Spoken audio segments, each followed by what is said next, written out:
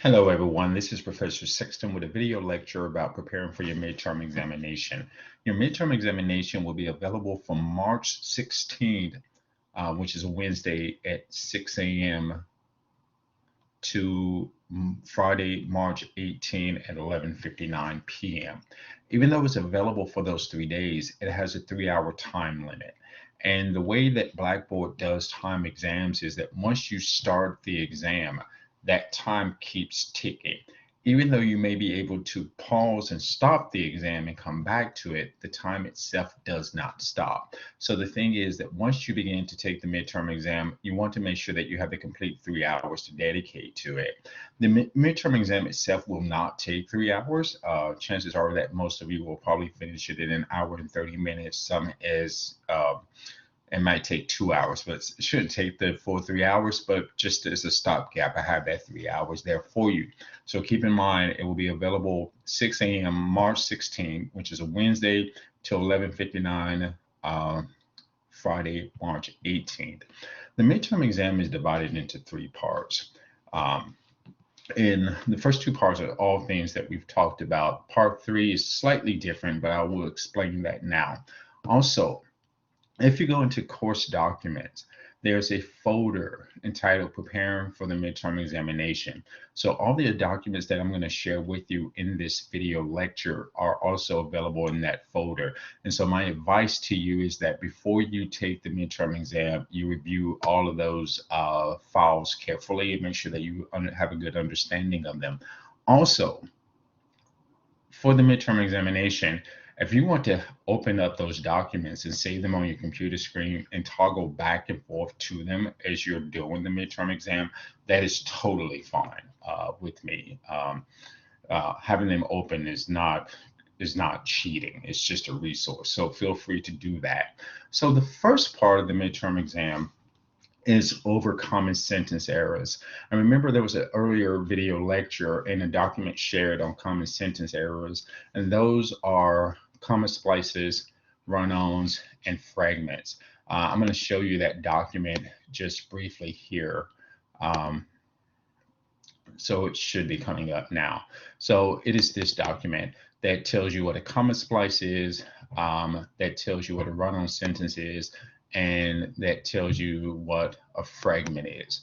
There's already a previous video lecture that covers those things, so I'm not going to go over them again.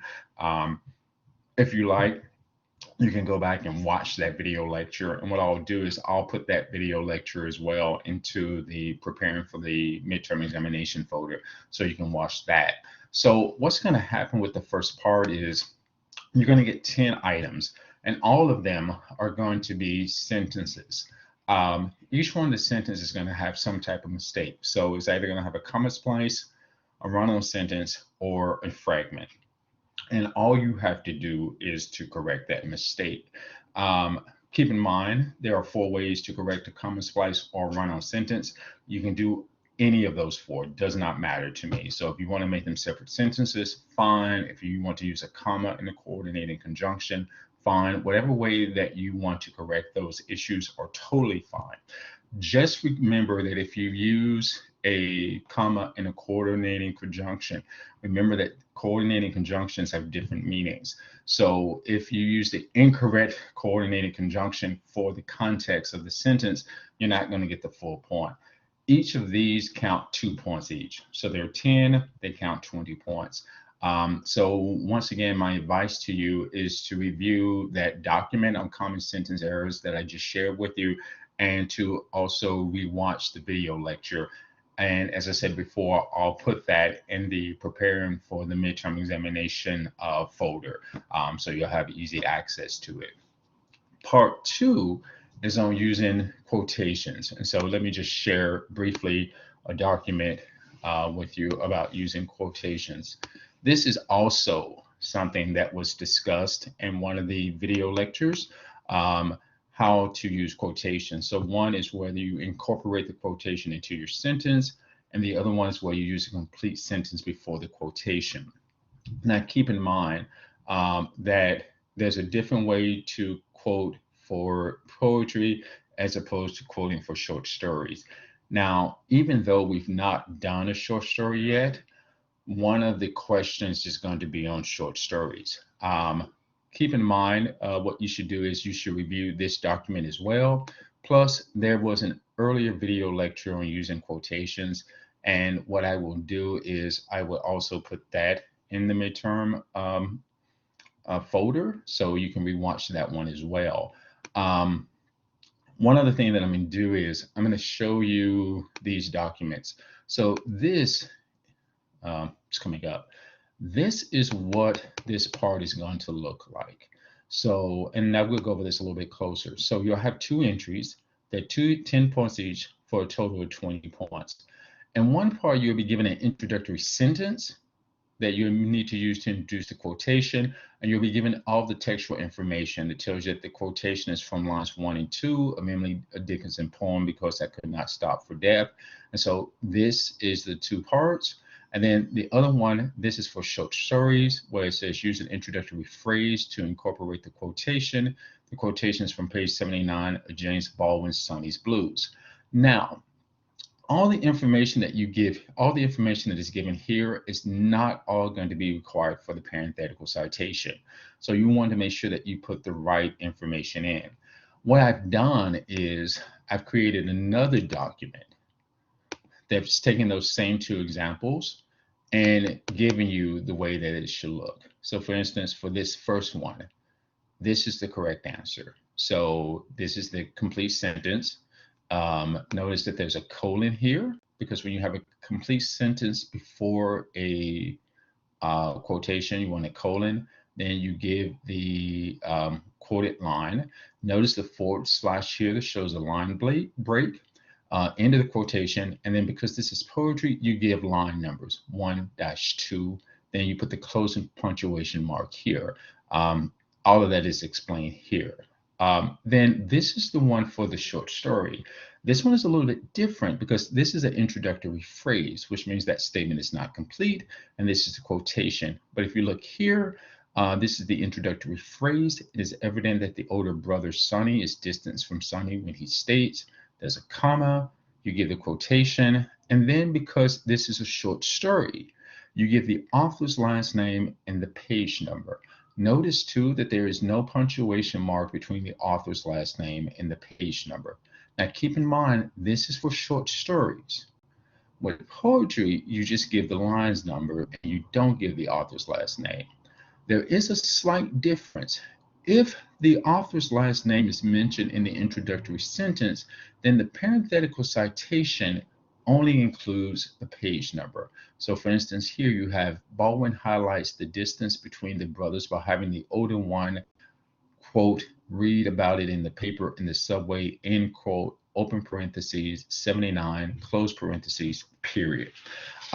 With this part of the midterm exam, I'm going to be extremely pedantic. And that means if a comma is placed where it should not be, if the colon is not there, if the parenthetical citation is incorrect, you are going to lose points for that. With the part 2, you do not need to add any words. What is given is all you need. No words will need to be added. You don't need to rework the sentences or anything like that. So don't overcomplicate this process. So my advice for you, especially in preparing for part 2, go back, look at the using quotations videos. Now, I think the using quotation video only records the poetry one. So that will only do the poetry, but then go back over that using quotation document, and that will show you how to do both the short stories and the poetry. And then look at these two documents again. And as I said, when you're taking the midterm exam, you are more than welcome to open up that midterm part 2 practice with explanations and toggle back and forth to it on your desktop. If you have access to a printer, print it out and refer to it, because the exact quotations on the exam are not those quotations. And so it's not a matter of me wanting you to know this offhand, but to be able to do it and know where to go in order to do it. It's totally fine. So that's part 2. So there's 2 entries, 10 points each for 20 points. So that's 40 points down. The last part of the midterm exam is an essay. And the essay is a comparison and or contrast paper. Now, we have not talked about comparisons and or contrast papers in this class. So what I've done is I created a little document explaining how to go about doing that. So let me just read this to you. So in a comparison and or contrast literary paper, your goal is to analyze how two literary works treat the same theme. First, you need to determine what you consider to be a common theme in both works. Remember, a theme is the underlying ideal or statement that is revealed in the work, and that a theme is very different than a topic or a subject. Like, for instance, in a literary work, the topic can be love, but that's not a theme. A theme has to say something about love. So, for instance, if the poetry says that love is good or love hurts, then that becomes a theme because that says something about love. To write a literary comparison and or contrast paper, you have to choose two literary works that have the same topic or subject. But then you have to look at those two works and see how they deal with the same theme. Don't get bogged down by the terminology of comparison and or contrast, because that doesn't really matter, because the whole thing of looking at two literary works, that is comparison. The contrast part is that perhaps these works are doing something differently with that theme. What I've done here is I've used two other poems that we've not read as an example. So there's a poem by Edwin Arlington Robinson called Richard Cory, and there's a poem by Robert Frost called Acquainted with the Night. Both of these poems are poems that deal with topics like isolation, loneliness, and depression. Now, keep in mind, those are the topics. What you'll have to do is you'll have to find a theme. And one of the themes that you could think about with these two poems is how both of the poems show how the speakers are affected by depression. That becomes a theme. Then once you've decided on the theme, then you need to pick 2 points that both of the poems discuss or uses. So like for instance, in Richard Cory and Acquainted with the Night, both of these poems focus on how the speakers interact with others, and both of these poems, the endings of the poems are very important. So if you're going to do a comparison and or contrast paper on Richard Cory and Acquainted with the Night, two of the common points that you could use would be the speaker's interactions with others and the endings of the poem. Then in terms of writing comparison and or contrast paper, there are two organization patterns that you can use. One is called subject by subject, and the other one is called point by point. It really doesn't matter which of these organization patterns that you use, just as long as you're consistent. So if you start off using subject by subject, you need to keep that one. If you start off doing point by point, you need to do that one.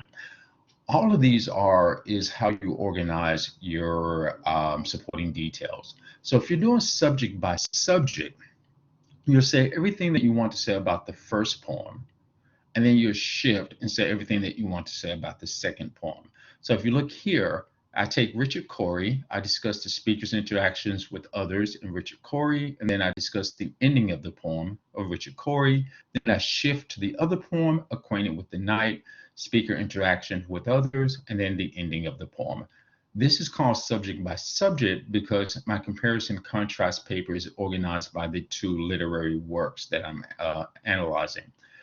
If you want to focus on your points, then you organize by the points. So like speakers' interactions with others, I'll do Richard Cory first, and then I'll do Acquainted with the Night, and then I'll shift to my second point, which is the ending of the poem, which will be Richard Cory, and then Acquainted with the Night. One of the things that you want to keep in mind by the comparison and or contrast paper, those points that you are going to use all are going to help to explain and illustrate what you see as the theme.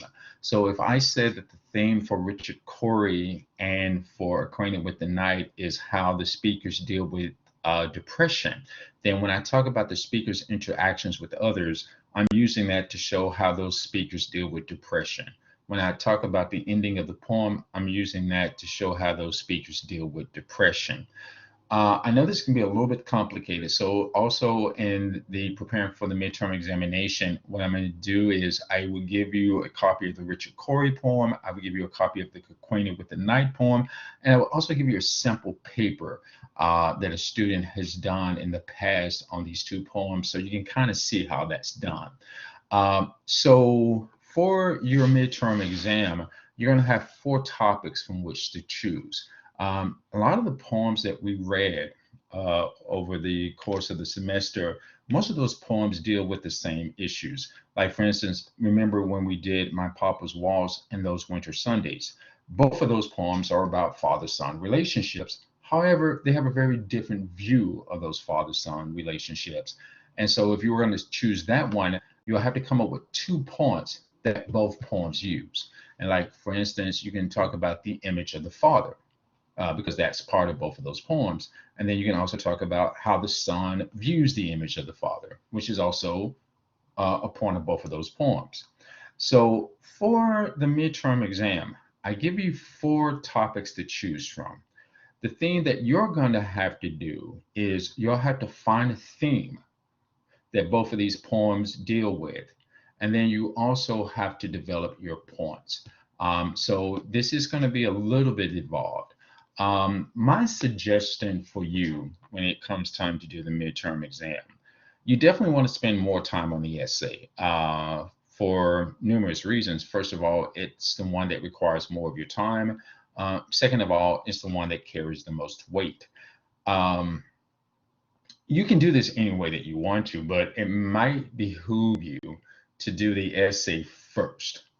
And then do the essay first, and then go back and do part 1 and part 2. The way that the exam is situated, you know, you don't have to do it in order. So if you want to do the essay part first, make sure that you have enough time to do that, and then go back and do part 1 and part 2. You can do that. Now, keep in mind, when you start the midterm exam, it has to be completed in that 3-hour time period.